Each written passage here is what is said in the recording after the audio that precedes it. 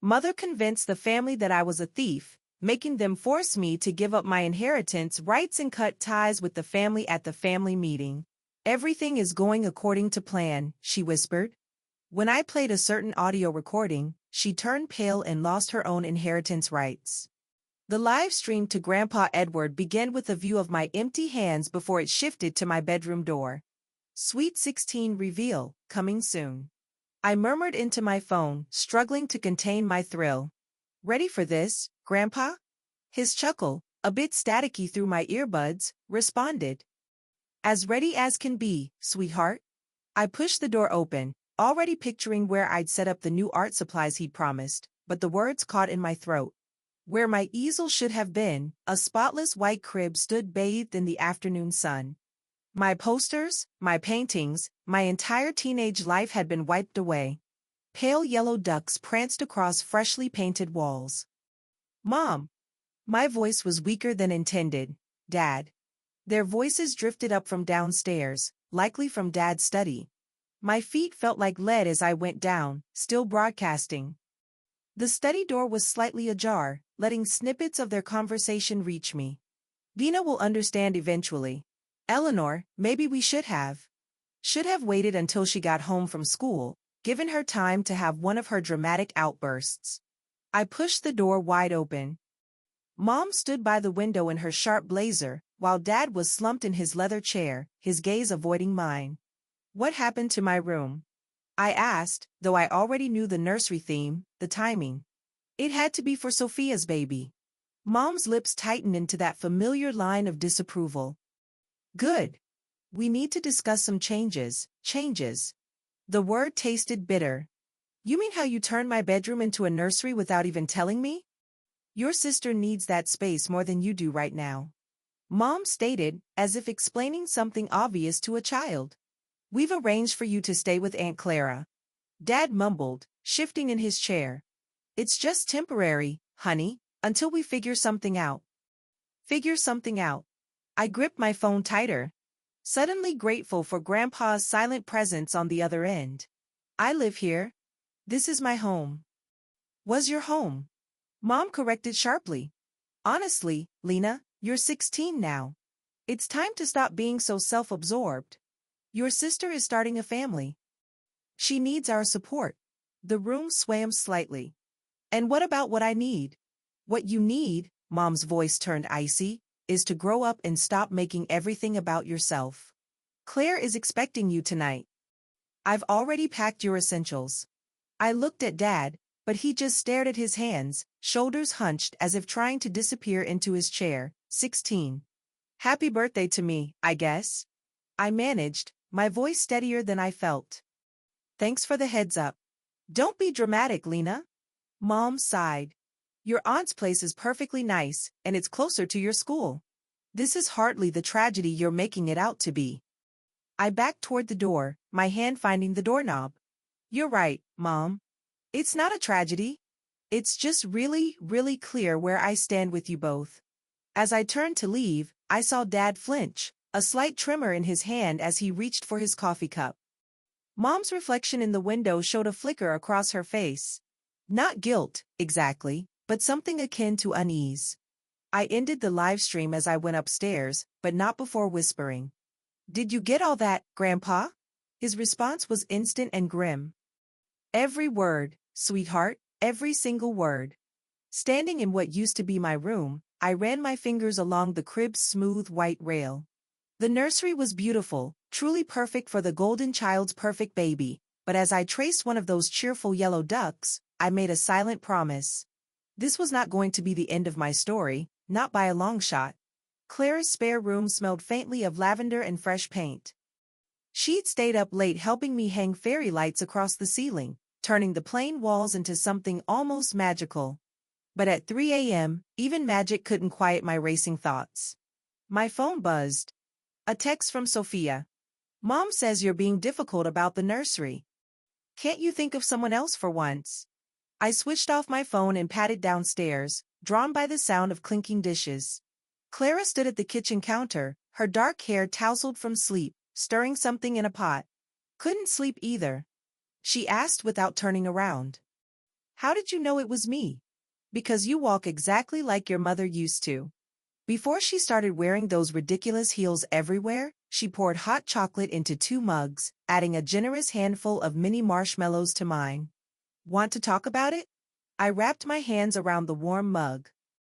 Did you know about their plans for my room? No? Her voice held a sharp edge I hadn't heard before. Eleanor called me yesterday morning, informed me you'd be staying here as if I were some kind of hotel service. You could have said no, and leave you where? With them. She sat opposite me, her eyes sharp in the dim kitchen light. Do you remember your 10th birthday? I stared into my hot chocolate. The art show.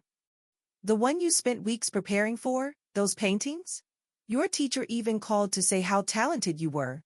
She paused, stirring her drink. Your mother scheduled a client dinner for the same evening. Your father promised he'd come see your work afterwards, but he fell asleep in his study instead. The memory still stung. Mom said I shouldn't have expected them to rearrange their lives for a school art show. You stopped painting after that. Yeah. Well, what was the point? The marshmallows in my cocoa had melted into a sweet, sticky swirl. Mom always said art wouldn't pay the bills. Clara's phone chimed, her expression clouding over as she glanced at it. Speaking of your mother, what now? She wants me to send you home this weekend for a family dinner. Sophia is officially announcing her pregnancy. She looked up at me. You don't have to go. Yes, I do. I traced the rim of my mug. If I don't, they'll say I'm being selfish again, making everything about me, just like they made my birthday about Sophia. Clara's voice was gentle, but her words struck home. My phone buzzed again upstairs, probably another text from Sophia. I thought about my sister's seemingly perfect life, her successful husband, her growing family, our parents' constant approval, but I'd also seen the cracks in her smile at family gatherings, the way her hands trembled when Mom criticized her weight or career choices. You know what's funny? I said, breaking the silence. When I was little, I used to think Sophia hung the moon. She'd sneak into my room after Mom and Dad's parties, tell me stories about her college adventures.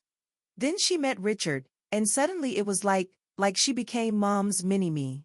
Clara reached across the table, squeezing my hand. People change, sweetheart, sometimes not for the better? Yeah. I squeezed back, then stood up. I should try to sleep.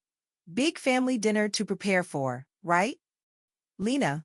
Clara called as I reached the stairs. Whatever you're planning. And don't tell me you're not planning something. Just remember that revenge might feel good for a moment, but it won't fix what's broken. I paused, thinking about the live stream Grandpa had witnessed, Dad's averted gaze, all the birthdays and art shows and moments that had slipped away. Maybe not, I said quietly, but pretending everything's fine isn't good either.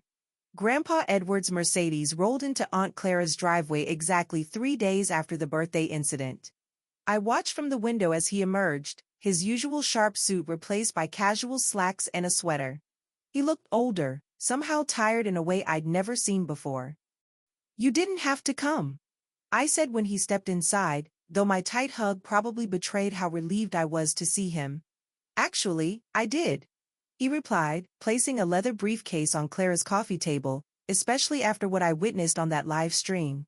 Clara appeared with coffee, her expression guarded. Eleanor called this morning. She's not happy about you being here. Eleanor hasn't been happy about anything since she married that spineless. He caught himself, glancing at me. Sorry, sweetheart, but we need to discuss something important.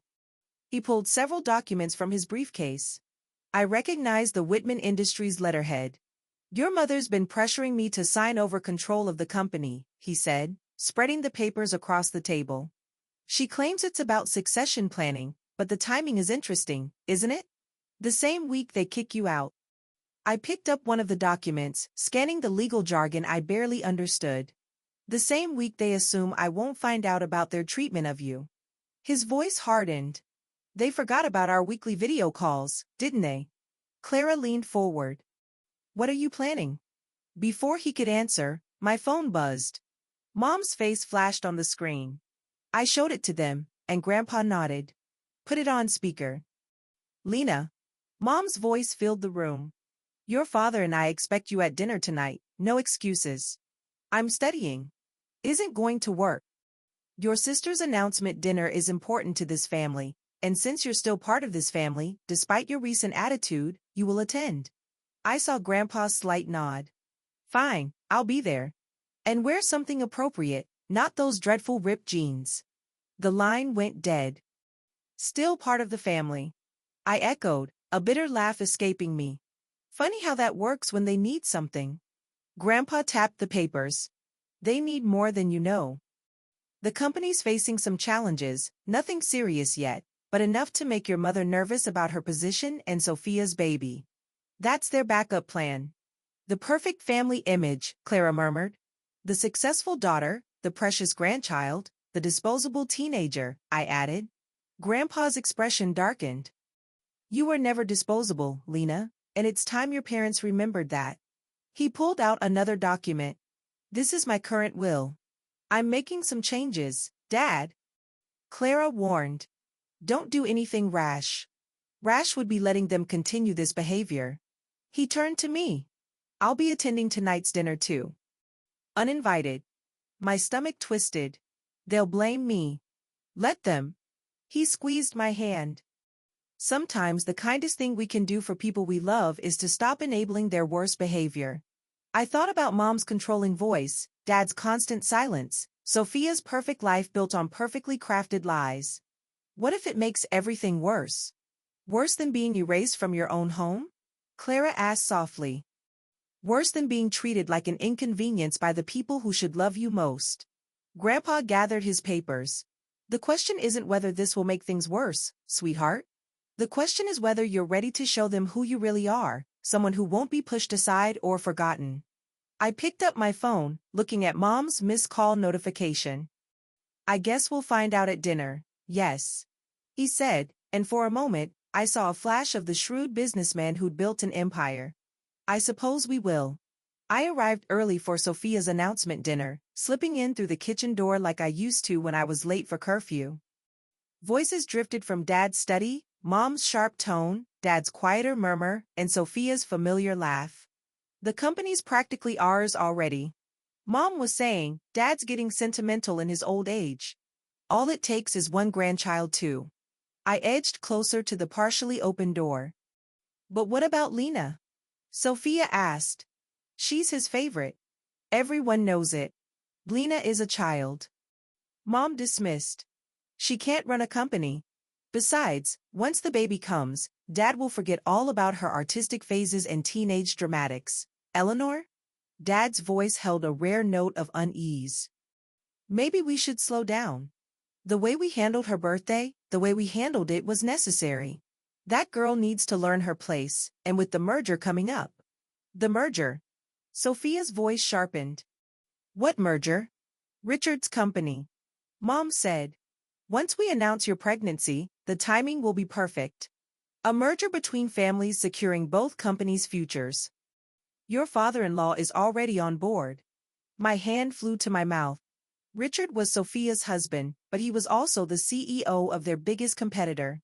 A merger would mean, you're using my baby as a business deal. Sophia's voice cracked.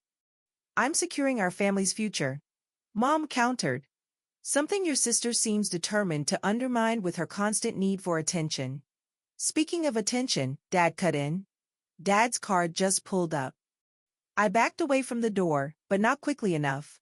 It swung open, and I found myself face to face with Mom. Her perfectly applied makeup couldn't quite mask a flicker of panic. Her smile was brittle. How long have you been standing there? Long enough. The words came out firmer than I felt, so that's why you wanted the nursery done so quickly. It was never about Sophia's baby.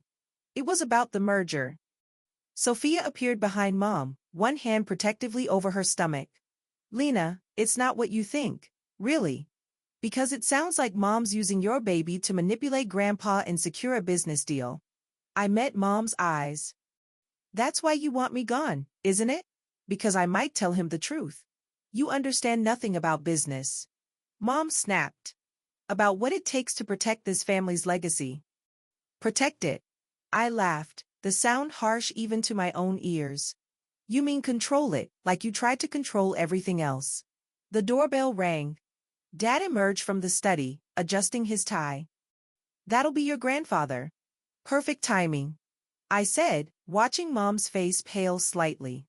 I'm sure he'd love to hear about the merger plans, about how his great-grandchild is just another business asset. You wouldn't dare. Mom hissed. I thought about my empty room upstairs, about years of missed art shows and conditional love, about Sophia's face when she realized her baby was just another piece in Mom's game. Try me, I said, turning toward the front door. Mom grabbed my arm. If you ruin this, you'll what? Throw me out again. Too late. The doorbell rang again. Sophia's hands were trembling. Dad wouldn't meet anyone's eyes. And Mom, for the first time in my life, I saw a real fear crack through her perfect facade. I pulled free of her grip and walked toward the front door, my heart pounding, but my steps steady. Behind me, I heard Mom's heels clicking rapidly across the floor, rushing to beat me there. The game was about to change. I just hoped I was ready for what came next. The college brochures spread across Aunt Clara's kitchen table looked like escape routes. Art programs, photography majors, creative writing departments, everything Mom would despise, everything I might love. Berkeley has an excellent fine arts program, Clara said, sliding another pamphlet toward me. And it's about as far from here as you can get without leaving the country. My phone buzzed. Another message from Sophia. We need to talk. Alone.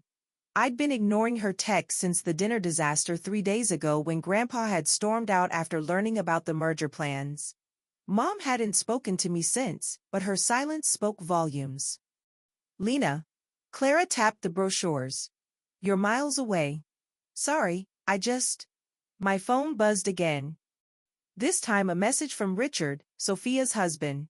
Meeting at the office. Important information about your mother's plans. Come alone. I have to go. I said, standing abruptly. There's something I need to handle. Clara caught my arm. Whatever you're planning, remember what happened last time you tried to face them alone. This is different. I showed her Richard's message. He might have proof about the merger, something we can show Grandpa, or it could be a trap. She frowned. At least let me drive you. They'll recognize your car. I'll take the bus. I grabbed my jacket. Besides, I'm tired of hiding. The corporate office loomed ahead 30 minutes later, all glass and steel and secrets. The security guard barely glanced at my student ID before waving me through. Richard's office was on the top floor with a view of the city that probably cost more than my college fund, if I even had one anymore. The elevator doors opened to reveal not Richard, but Mom. I knew you'd come, she said, stepping inside before I could retreat. So predictable. The doors closed, and we began to ascend. Where's Richard? At home with your sister, who by the way is absolutely devastated by your betrayal. She jabbed the emergency stop button, and the elevator lurched to a halt. We need to talk about your future. My future. I laughed humorlessly. You mean the one you're trying to control, like everything else? I'm trying to protect this family's legacy, something you seem determined to destroy. She pulled out an envelope. Inside is an acceptance letter to a Swiss boarding school, very exclusive, very far away. My throat tightened. You can't force me to go, no? Think about Sophia. The stress you're causing could harm her baby. Think about your father. His position in the company depends on this merger. She held out the envelope. One signature, and you get a fresh start. Isn't that what you want? The elevator felt smaller by the second. What I want is a mother who actually cares about me, not just her precious company. Don't be dramatic. This is a generous offer. Take it before I change my mind. I looked at the envelope, then at her perfectly composed face. You know what's funny? I used to think Sophia was the lucky one. Your perfect daughter, your pride and joy. But she's just as trapped as I am, isn't she? Something flickered in Mom's eyes. Fear, recognition.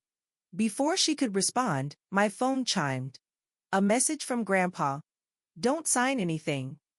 On my way. Mom saw the text, her grip tightening on the envelope. Time to choose, Lena. Your family's stability or your selfish desires? What's it going to be? The elevator hummed around us, suspended between floors, as if my answer hung in the balance. I thought about the college brochures, about Sophia's shaking hands, about years of trying to earn love that should have been unconditional. I reached for the envelope. I took the envelope from Mom's hand and ripped it in half.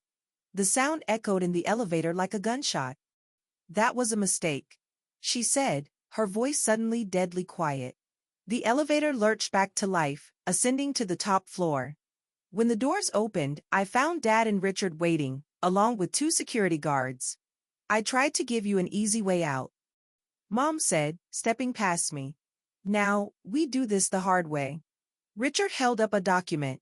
Sign this, and we forget the scene you caused at dinner. Your grandfather never learns about your little outburst. What outburst? I looked from him to Mom. The truth. About how you're using Sophia's baby to manipulate him.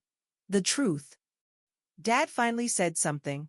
Is that you've become unstable, dangerous to this family's reputation? Dangerous. I laughed. But it came out shaky. Because I won't play along with your games anymore. Mom nodded to the security guards. Show her. One guard produced a tablet, playing a video of me at the dinner, but something was wrong. The footage had been edited, making me look unhinged, aggressive. My words about the merger were cut out, replaced with what seemed like a jealous rant about Sophia's baby. Social media is so unpredictable, Richard said smoothly. Once something goes viral, you wouldn't, I whispered, but I knew they would. Sign the papers, Lena. Mom said, agree to the boarding school, or this video goes public. Think about what that would do to your college applications, to your future. The elevator dinged again. Grandpa emerged, followed by Aunt Clara. Relief flooded through me until I saw their faces. I saw the video. Grandpa said, his voice heavy with disappointment. Lena, how could you? What? No. It's fake. I tried to explain. Clara cut in, her eyes pleading with me to understand. But the footage. Mom stepped forward, all concern and maternal worry. We've been trying to handle this privately, Dad. Lena's been struggling since we announced Sophia's pregnancy. The therapist suggested a change of environment might help. I'm not struggling, but my voice cracked, making me sound exactly like the unstable teenager they portrayed. They edited that video. They're trying to force me out because I know about the merger. Merger? Richard laughed. What merger, Mr. Whitman? I assure you, there's no merger, just a troubled girl who needs help. I turned to Grandpa desperate. You know me, you know I wouldn't. I know you've been under a lot of stress. He said gently. Maybe your mother's right. Some time away. The betrayal hit like a physical blow. Even Grandpa believed their lies, even he was willing to send me away. The papers. Mom pressed, holding out a pen, signed them, and we handle this as a family. Refuse, and the video goes public. I looked at each face in turn. Dad avoiding my eyes as usual, Richard smug and certain of victory, Clara torn between loyalty and the evidence before her, Grandpa, his faith in me shattered by their careful manipulation, and Mom, finally showing real emotion, triumph. My hands shook as I took the pen. The document was filled with legal terms, but one phrase stood out: voluntary commitment to residential treatment facility, not boarding school, a psychiatric facility. Last chance, Lena. Mom said softly. Choose wisely. My phone buzzed one last time. A message from Sophia. Don't sign anything. I have proof. Hold on. But as I looked up at the wall of faces against me, at the carefully constructed trap they'd laid, I realized something terrible. Sometimes, holding on hurts more than letting go. I pressed the pen to paper, my signature the only weapon I had left. The residential facility admission papers felt heavy in my hands. Just as I pressed the pen to paper, the office door burst open. Sophia stood there, breathless, one hand protectively over her stomach. Stop, she commanded, her voice stronger than I'd ever heard it. Nobody signing anything. Mom stepped forward. Sophia, you shouldn't be here in your condition. My condition? Sophia laughed, sharp and bitter. You mean the condition you've been using to manipulate everyone? She pulled out her phone. I recorded everything, Mother. Your conversation with Richard about the merger, the plans to use my baby to secure Grandpa's fortune, even your instructions to the video editor about doctoring Lena's footage. The room went deathly silent. Richard's smug expression crumbled. Dad's face was drained of color. You're lying, Mom said, but her voice wavered. Am I? Sophia pressed play. Mom's voice filled the room crystal clear. Edit out anything about the merger, make her look unstable. Once she's committed, no one will believe her anyway. Grandpa moved faster than I'd ever seen him move. He snatched the commitment papers from my hands, tearing them to shreds. Eleanor, he said, his voice shaking with rage. What have you become, Dad? I can explain. Explain what? Clara cut in. How you were willing to commit your own daughter to a psychiatric facility to protect your lies? Mom's composure finally shattered. Everything I did was to protect this family's legacy. The merger would have secured all our futures. If Lena had just stayed quiet, if I had just disappeared. I finished for her. Like I've been disappearing my whole life. Staying quiet at my birthdays, ignoring art shows, every time you chose the company over me. You ungrateful. She lunged forward, but Sophia stepped between us. Enough, Mom. I won't let you do to my child what you did to Lena. This ends now. Richard moved toward the door. This is ridiculous. I never agreed to. Sit down, Richard. Grandpa commanded. Nobody leaves until we settle this. He turned to Mom, his expression granite. You're done here, Eleanor. As of this moment, you're removed from the company board. The merger is canceled. You can't. I can, and I will. The company goes to Clara and Lena. Sophia too, if she wants it. He looked at each of us in turn. It's time this family remembered what actually matters. Mom's face contorted. George, say something. Dad stood up slowly. For the first time in my memory, he met Mom's gaze directly. I should have said something 16 years ago. He turned to me. I'm sorry, Lena. I was a coward. A coward. Mom's laugh was hysterical. You're all cowards, destroying everything I built. You built nothing. Sophia interrupted. You just controlled and manipulated until you got what you wanted, but you forgot something, Mom. You forgot that real family can't be bought or controlled. I looked at my sister, really looked at her, and saw past the perfect exterior to the scared little girl who'd once told me bedtime stories, who'd been just as trapped as I was. The video, I said quietly. Release it. Everyone stared at me. Release the real video, I continued. Let everyone see the truth. No more hiding. Mom's face went white. You wouldn't dare. Sophia's finger hovered over her phone. Try us. In that moment, looking at Mom's crumbling facade, I realized something important. Sometimes the best revenge isn't about destroying your enemies, sometimes it's about finally being strong enough to walk away. I took Sophia's hand. Come on, sis. Let's go home. Not to the house with its empty rooms and hollow promises, but to somewhere new, somewhere real.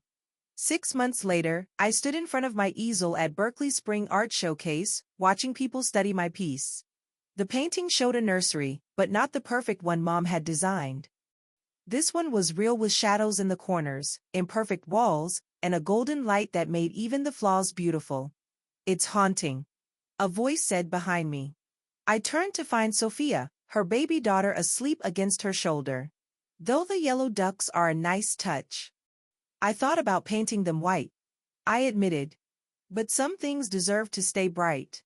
She smiled, adjusting the sleeping baby. Mom asked about you yesterday. I think she finally looked at the therapy pamphlets Dad gave her. And nothing, but she's trying.